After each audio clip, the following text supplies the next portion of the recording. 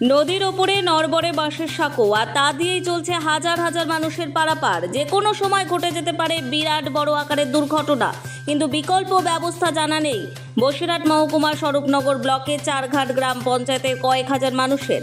তাদের দীর্ঘদিনের দাবি ইছামতি নদীর উপরে একটি কংক্রিটের ব্রিজ করা হোক। নদীর এক পারে রয়েছে টিপি গ্রাম, অন্য পারে রয়েছে কাঁটাবাগান। উভয় পারের মানুষ নিত্যদিন প্রাণ হাতে নিয়ে নদী পারাপার করেন বাঁশের সাঁকো দিয়ে।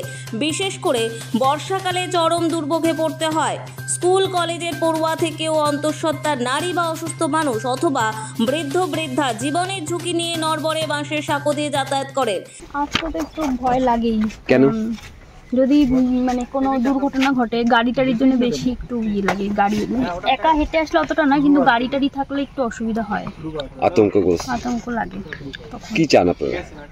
যে ব্রিজটা একটু ভালো হোক, ভালো করে যেতে মানে পাকা হোক, এটাই চাই। চাষিদের সামান্য ফসল নিয়ে যেতে হলেও চরম দুর্ভোগের শিকার হতে হয়। বৃষ্টি হলেই বাঁশের সাঁকোর উপরে জল পড়ে পিছলে যাওয়ার ভয় থাকে। দুর্ঘটনাও ঘটেছে। নদীর দুই পারে রয়েছে কয়েক হাজার হেক্টর চাষের জমি। সেই জমির ফসল তুলে শহরের বিভিন্ন বাজারে আনতে গেলেই বিপত্তি। এই সাঁকোটি প্রায় 50 মিটার লম্বা, অথচ মাত্র 8 ফুট চওড়া বাঁশের সাঁকোতে বিরাট বড় দুর্ঘটনা ঘটে যেতে পারে যে কোনো দিন। তারপরেও প্রশাসনের কোনো নজর নেই। বাম আমলেও যা ছিল, তৃণমূলের আমলেও তাই।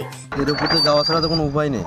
এই রাস্তায় তো মানে আমাদের বিডিও যেতে, আমাদের শরীরনগর থানায় যেতে সুবিধা, হাসপাতালে যেতে সুবিধা এই রাস্তা দিয়ে। ব্রিজের এই বাসের ওপর দাঁড়িয়ে আছে ব্রিজ, যে কোনো মুহূর্তে ভেঙে পড়ে, যে কোনো মুহূর্তে আমিও ভেঙে পড়ে যেতে পারি, আপনারাও যেতে পারেন। টাকা পয়সা সরকার, এখন সরকারের উপরে সব কিছু। সরকার তো কোনো কিছুই কাজ করছে না। সময় পাল্টেছে, শাসক দল পাল্টেছে, যাতায়াত পরিষেবা উন্নত করতে বাঁশের সাঁকোর পরিবর্তে অন্য কিছু ভাবা হয়নি। স্বরূপনগর পঞ্চায়েত সমিতির উদ্যোগে বাঁশের সাঁকোটি একজন ব্যক্তিকে লিজ দেওয়া হয়। সেই ব্যক্তি যাত্রীদের পারাপার করিয়ে টাকাও নেয় দুহাত ভরে। কিন্তু প্রশ্ন হচ্ছে, পূর্ত দফতরের জায়গা কি করে পঞ্চায়েত সমিতির দখলে গেল? কি করেই বা ব্যক্তিভিত্তিক পরিবহন ব্যবস্থা গড়ে উঠল নদীর ওপর দিয়ে পারাপার? এলাকার মানুষের দীর্ঘদিনের দাবি ওই নদীর উপরে একটি পাকাপোক্ত কংক্রিটের সেতু বানানো হোক, তাহলে উপকৃত হবে কয়েক হাজার সাধারণ মানুষ। স্বরূপনগরের পঞ্চায়েত সমিতির সভাপতি অনুসুয়া মণ্ডল বলেন, মানুষ জীবনের ঝুঁকি নিয়ে ওই বাঁশের সাঁকো দিয়ে পারাপার করতে হচ্ছে। আমরা জেলা নেতৃত্বকে লিখিতভাবে জানিয়েছি একটি পাকা কংক্রিটের সেতু করার জন্য। পঞ্চায়েত সমিতির দ্বারা এত টাকার একটি ব্রিজ করা সম্ভব নয়, তাই দ্রুত প্রশাসনকে বলবো ব্রিজটা হওয়ার জন্য। ভয়তে যাই আমরা, সরকার পক্ষ যদি একটু খেয়াল করে তাহলে আমাদের যাতায়াতের ব্যবস্থাটা খুব ভালো হয়। কি অবস্থা আছে এটা সেতুটা? হ্যাঁ, বাসের আছে, পেলা দেওয়া আছে, খুব রিক্সে আমরা যাতায়াত করি। পেশেন্ট পত্র যেতে গেলে খুব রিক্স হয়, আমাদের হয়রানি হতে হয়। বড় গাড়ি তো যায় না? না, বড় গাড়ি যায় না, আমরা বাইক তুলে নিয়ে ছাত্রছাত্রীদের যেতে গেলে খুব অসুবিধা হয় স্যার। ব্যারিকেড কেউ কিছু তো নেই, কিছু দেওয়া হয় না। এই যা দুর্বল বাস দিয়ে করা, যখন তখন অ্যাক্সিডেন্ট হয়ে যেতে পারে। অ্যাক্সিডেন্ট হয়তো হয়ে যেতে পারে, হচ্ছে। এবার তো একেবারে জরাজীর্ণ অবস্থা তো। হ্যাঁ, জরাজীর্ণ অবস্থা। বর্ষার সময় কি অবস্থা হয়? বর্ষার সময় এর চেয়ে আরও খারাপ অবস্থা হয়। এবার এই বর্ষার সময় বলে দেখতে পাচ্ছেন না, চট দিয়ে রেখেছে। আপনাদের আতঙ্কের মধ্যে রয়েছে? আচ্ছা। স্বরূপনগরের সমষ্টি উন্নয়ন দফতরের আধিকারিক বিনয় কৃষ্ণ রায় বলেন, 3টি গ্রাম পঞ্চায়েতে প্রায় 50,000 মানুষ জীবনের ঝুঁকি নিয়ে পারাপার করেন। কংক্রিটের সেতু হলে ভালো, কিন্তু ওই এলাকাটি আমাদের দফতরের মধ্যে পড়ে না, ওটা কেন্দ্র সরকারের দখলে। যদি কেন্দ্র সরকার রাজ্য সরকারকে একটি প্রস্তাব দেন, তাহলে হয়তো কংক্রিটের ব্রিজ পেতে পারে গ্রামবাসী। কিন্তু প্রশ্ন হচ্ছে, প্রস্তাব দেবে কে?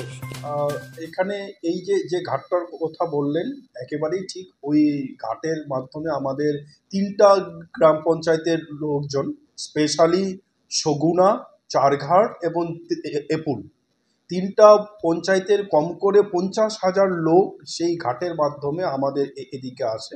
একমাত্র ঘাট, সেটা পঞ্চায়েত সমিতি থেকে ফেরি ঘাট হিসাবে লিজ আছে। সেখানে বর্তমানে একটা বাঁশের সাঁকো আছে, সেই বাঁশের সাঁকো দিয়েই লোকজন আসে। ওখানে যাতে আমরা কংক্রিটের ব্রিজ করতে পারি, তার জন্য গভর্নমেন্ট অফ ইন্ডিয়ার কাছ থেকে আমাদের পারমিশন লাগবে নিতে, কারণ সেটা গভর্নমেন্ট অফ ইন্ডিয়ার ইনল্যান্ড ওয়াটার সার্ভিসেস দপ্তরের আন্ডারে আছে।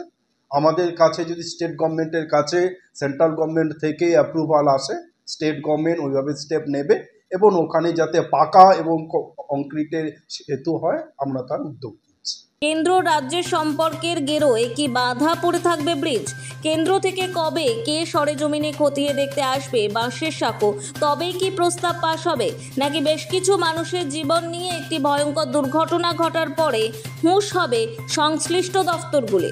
নোবেল বাংলা।